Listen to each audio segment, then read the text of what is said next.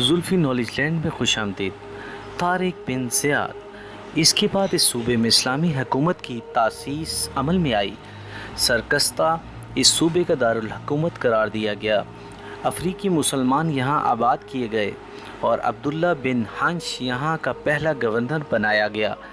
ज़माने फ़तह से हुकूमत अमूया के क़याम तक 46 बरस तक मुख्तलिफ दलाता यहाँ वक्तन फ़वक्तन भेजे गए। दलाता वाली उंदलस के मातहत होते थे, लेकिन हर ज़माने में मुख्तलिफ सूबों के वालियों में यहाँ के वाली को इम्तियाज़ी हैसियत हासिल रही।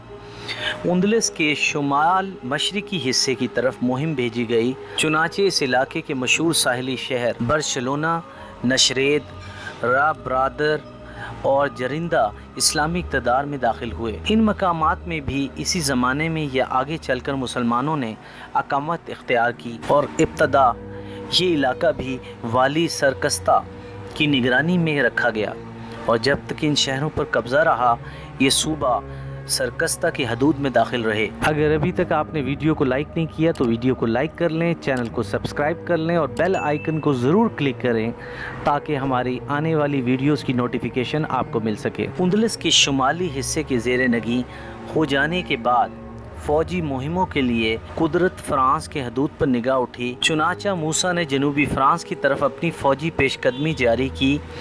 इस सिलसिला में सबसे पहला हमला जनूबी फ़्रांस के मशहूर साहिली शहर अरबोना नारबोन पर किया गया और वो ज़ेर इक़्तिदार आया। फिर इस शहर को फ़ौजी छावनी बनाकर फ़्रांस के मुख्तलिफ़ शहरों पर ताख़त की गई। चुनाचा मुसलमान इस ताख़त में जनूब मशरक़ी फ़्रांस के मशहूर शहर हसन लोडोन पहुँचे।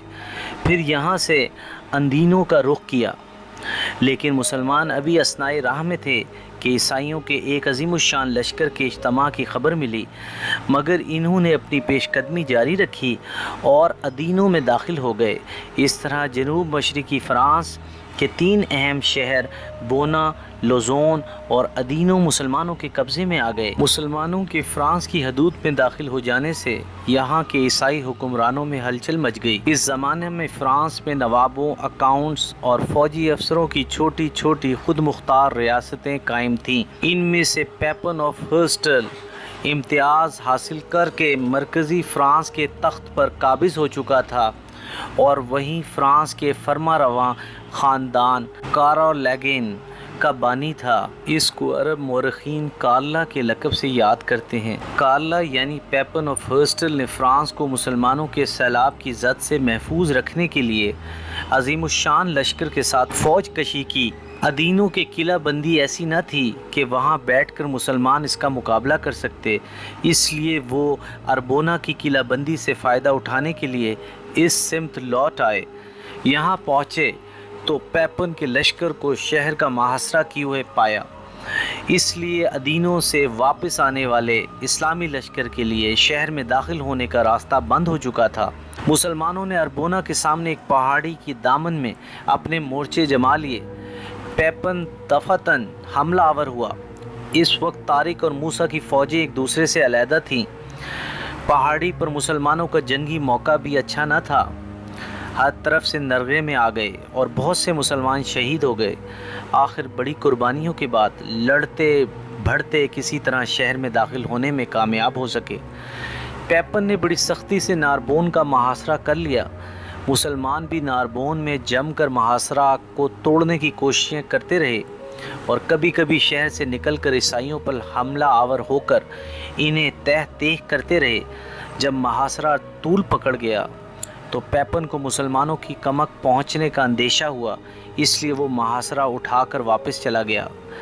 पेपन ने वापस जाकर यूरोप पर इस्लामी हमला और इससे आइंदा होने वाले हालात पर गौर करने के लिए यूरोप के हुक्मरानों का एक इज्तिमा अपनी सरकर्दगी में किया। यूरोप के हुक्मरानों को अगर अरबों के यूरोप पर हमला आवर होने का कोई ख़तरा था तो वो इसको मगरिब के बजाय मशरिक़ की सिमत से समझते थे, लेकिन इन चंद हज़ार बेसरो सामान सिपाहियों का मगरिब के दूर दराज रास्ते से कल्ब यूरोप में सैलाब की मानंद घुसते चले जाना ईसाई हुक्मरानों को महव हैरत बनाए हुए था।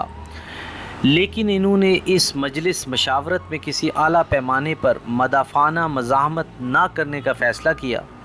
کیونکہ ان کے خیال میں مسلمان جس عزم و حوصلے اور جوش و خروش سے بڑھ رہے تھے، ان کا مقابلہ کر کے ان کی راہ روکنا کوئی آسان کام نہ تھا، اس لیے انہیں اس حال پر چھوڑ دینے کا فیصلہ کیا گیا، خصوصاً اس لیے کہ ان کے خیال میں جب ان کے دامن مال غنیمت سے بھر جائیں گے اور دولت و ثروت کا نشہ چڑھے گا تو ان میں ایک دوسرے پر مسابقت کرنے کا جذبہ پیدا ہوگا اور اس باہمی آویزش سے سلطنت کے ٹکڑے ٹکڑے ہو جائیں گے۔ اس وقت ان میں سے ایک ایک سلطنت کو ختم کرنا آسان ہوگا اور رفتہ رفتہ عیسائی دنیا خصوصاً یورپ کی سرزمین سے ان کے نام و نشان کو مٹا دینا آسان ہوگا۔